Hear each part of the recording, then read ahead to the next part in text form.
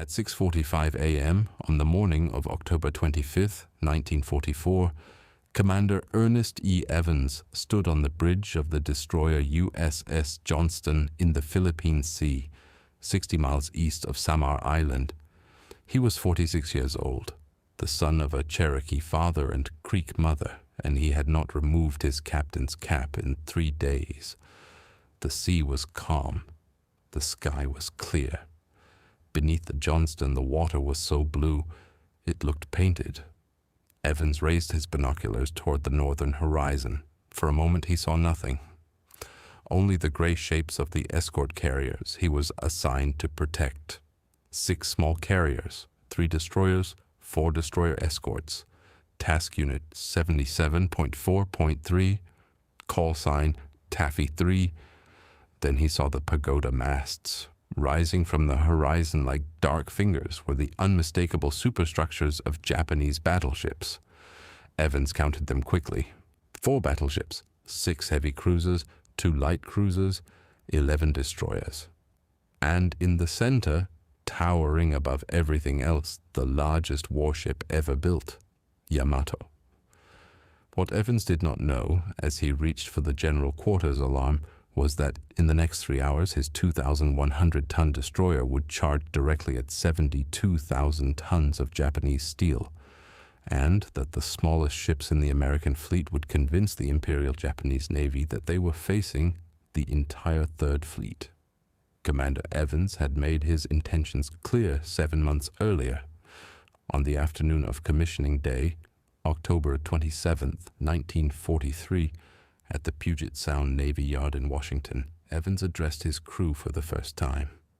The Johnston was fresh from the builders, her gray paint still smelling of chemicals. Her guns never fired in anger. Evans stood on the fantail, his weathered face serious. The crew, 327 men, most of them teenagers who had never seen combat, waited in silence. "This is going to be a fighting ship," Evans declared. "I intend to go in harm's way. Anyone who doesn't want to go along had better get off right now." Small boys attack.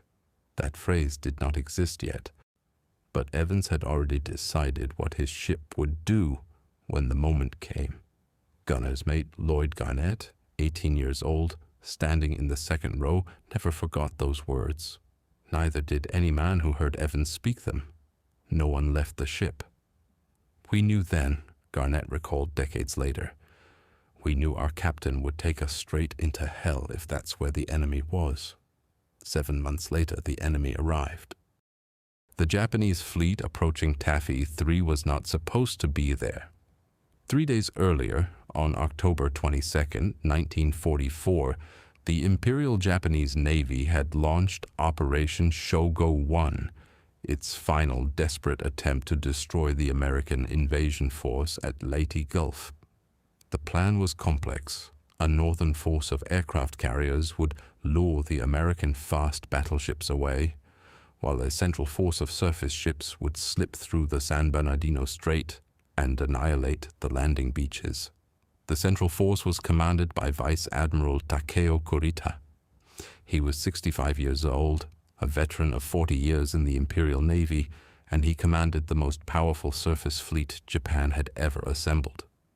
His flagship was Yamato, 72,000 tons, 9 18.1-inch guns capable of firing shells weighing 3,200 pounds over 26 miles.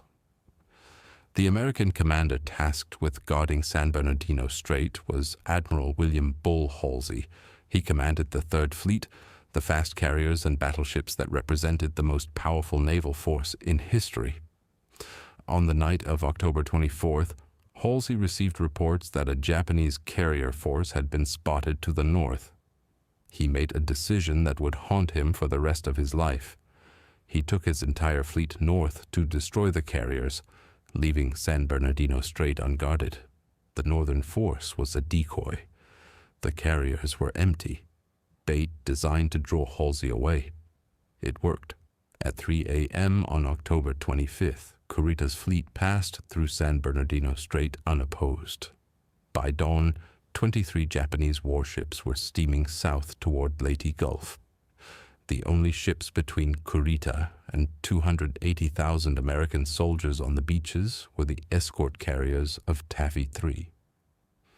Rear Admiral Clifton Sprague, commanding Taffy 3, had 6 escort carriers, converted merchant ships with wooden flight decks, maximum speed 18 knots.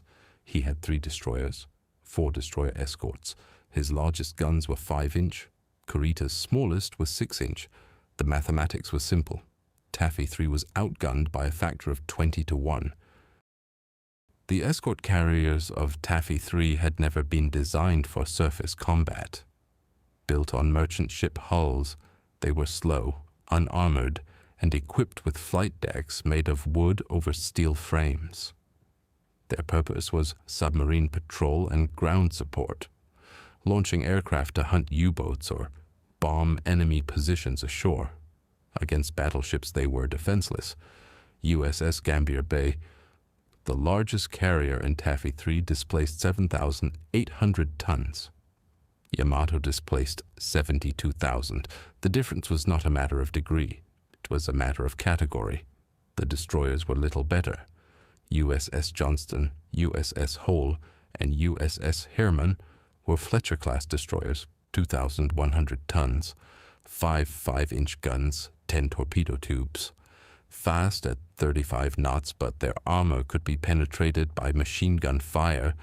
They were designed to screen carriers, hunt submarines, and launch torpedo attacks against distracted enemies. They were not designed to fight battleships. The destroyer escorts were smaller still. USS Samuel B. Roberts, USS Dennis, USS John C. Butler, and USS Raymond displaced barely 1,400 tons each. Their 5-inch guns were manually loaded. Their maximum speed was 24 knots. They existed to hunt submarines in convoy lanes, not to engage cruisers. At 6:45, when the Japanese fleet appeared on the horizon, Admiral Sprague had approximately 90 minutes to live if he ran. His carriers could not outrun Japanese cruisers. His aircraft could not sink battleships. His destroyers could not survive a direct engagement. But Sprague had 450 aircraft on his flight decks. He had torpedoes on his destroyers. And he had Commander Ernest Evans, who had promised to go in harm's way.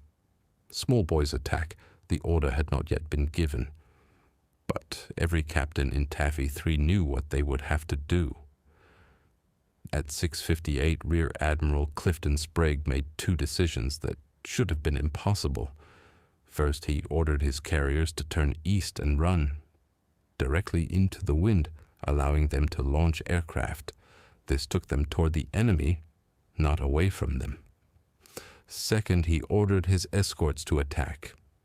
"Small boys attack," Sprague commanded over the radio. On the bridge of Johnston, Commander Evans did not wait for confirmation. At 7 o'clock, he ordered flank speed and turned his destroyer directly toward the Japanese center force. He was charging at 23 enemy warships with a single destroyer. "We're going in," Evans announced over the ship's intercom. "We're going to fire torpedoes." Lieutenant Robert Hagen, the gunnery officer, looked at the approaching pagoda masts and understood immediately. The Japanese heavy cruiser Kumano was 12,000 yards away, 6 miles. Johnston's torpedoes had a range of 9,000 yards. To launch, they would have to close the distance under fire from every gun in the Japanese fleet. Evans never hesitated. All engines ahead flank indicate 35 knots. What Kurita could not comprehend, what no Japanese officer could believe, was that an American destroyer was attacking a battle line. It made no tactical sense. Therefore, Kurita concluded it must be a trap. At 7:10, while Johnston raced toward the Japanese line, Admiral Sprague's carriers began launching aircraft. The planes had been armed for ground support, bombs and rockets for attacking Japanese positions on Leyte.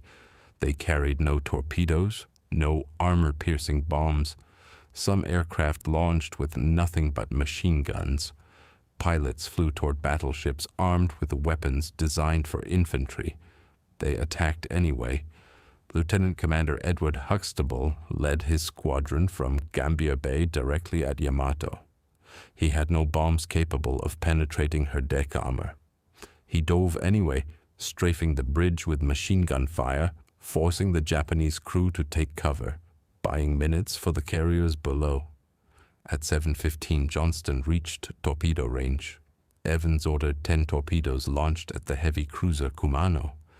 3 struck home. Kumano's bow was blown off.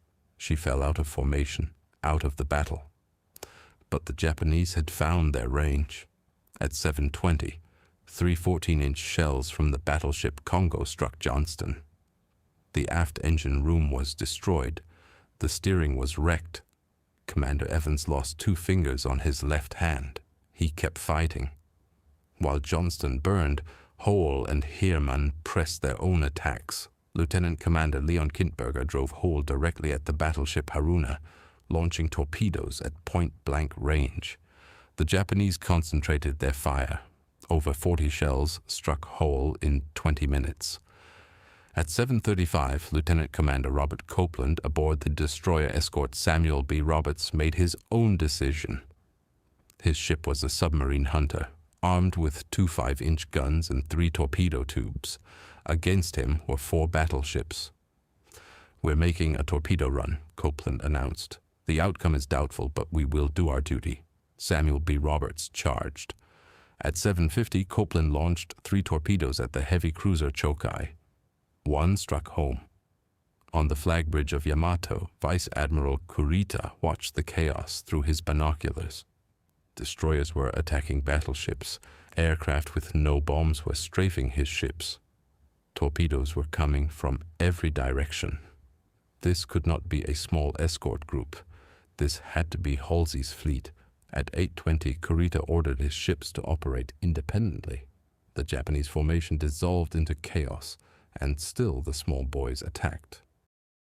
By 8:30, the battle had become a nightmare of smoke, shells, and burning ships.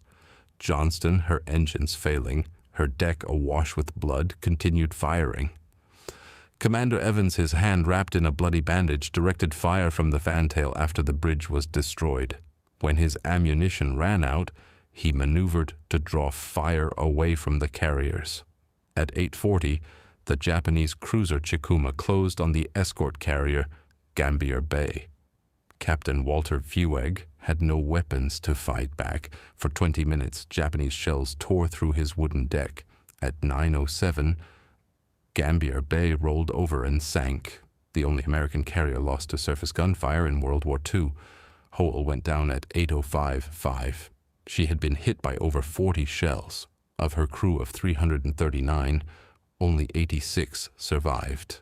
Johnston fought until 9:10. Surrounded by Japanese destroyers, her guns silent, her engines dead, Evans finally ordered abandon ship. As the crew went over the side, a Japanese destroyer captain was seen saluting the sinking ship. Commander Evans was last seen on the fantail, still giving orders. His body was never recovered. Samuel B. Roberts sank at 9:35 after taking hits from battleship shells 3 times her own weight. Her crew had fired over 600 rounds from her 2 guns. And then, at 9:20, the impossible happened. Vice Admiral Kurita, with victory in his grasp, with the American carriers burning before him, ordered a general withdrawal. He had lost 3 heavy cruisers. His formation was scattered. American aircraft were attacking from every direction, and he believed, he was certain, that Halsey's main fleet must be approaching. He was wrong. Halsey was 300 miles north, chasing empty carriers, but Kurita did not know this. He saw destroyers charging battleships. He saw pilots attacking without bombs. He saw an enemy fighting with suicidal fury. He concluded that no small force would fight this way. He was facing a trap. By 9:30, the Japanese fleet was retreating north. The invasion beaches were safe. Small boys attack. They had won. At 10 o'clock on October 25th, Admiral Clifton Sprague stood on the bridge of his flagship Fanshawe Bay and watched the Japanese fleet disappear over the northern horizon. He had lost 2 escort carriers, 2 destroyers, and a destroyer escort. Over 1,000 American sailors were dead or dying in the water around him. But the Japanese were gone. The beaches were safe. 280,000 American soldiers would not die. Sprague understood immediately what had happened. Taffy 3 had bluffed the most powerful surface fleet in Japanese history. "I could not believe my eyes," Sprague wrote later. "It took me several minutes to accept the fact that the enemy was retiring." Those 3 hours were over. The small boys had attacked exactly as Commander Evans had promised, and because they attacked, the enemy believed they were facing something they were not. Commander Ernest E. Evans was posthumously awarded the Medal of Honor. He was the first Native American to receive the medal in World War II. His body was never found. Lieutenant Commander Robert Copeland of Samuel B. Roberts survived. He received the Navy Cross and lived until 1973. Vice Admiral Takeo Kurita returned to Japan in disgrace. He never commanded a fleet again. When asked why he retreated, he answered, "I believed I was facing the main American force." He had faced 6 escort carriers, 3 destroyers, and 4 destroyer escorts. Of the 1,150 men who served on the 3 destroyers and 4 destroyer escorts that attacked, 765 survived. Their ships bought 2 hours for the invasion force, 2 hours purchased with courage that defied all calculation. History remembers the Battle of Samar as one of the greatest last stands in naval history, and it was. But the battle was also a story of men who refused to accept mathematics. They had speed and torpedoes. What they lacked was any reason to believe they could survive. They attacked anyway, and in attacking, they won. Today, a memorial to Taffy 3 stands at Fort Rosecrans National Cemetery in San Diego. The anchor of USS Samuel B. Roberts is displayed at the Navy Memorial in Washington. Divers located the wreck of Johnston in 2021, the deepest shipwreck ever surveyed, at 21,180 feet. But the lesson of Samar endures. Small boys attack. Commander Evans knew it when he commissioned his ship. He said it plainly. This would be a fighting ship. And because the small boys attacked when mathematics said they should not, the outcome was changed. Some battles are not won by the largest guns. If you found this story as compelling as we did, please take a moment to like this video. It helps us share more forgotten stories from the Second World War. Subscribe to stay connected with these untold histories. Each one matters. Each one deserves to be remembered. Leave a comment below telling us where you are watching from. Our community spans from San Diego to Samar, from veterans to history enthusiasts. You are part of something special here. Thank you for watching, and thank you for keeping these stories alive.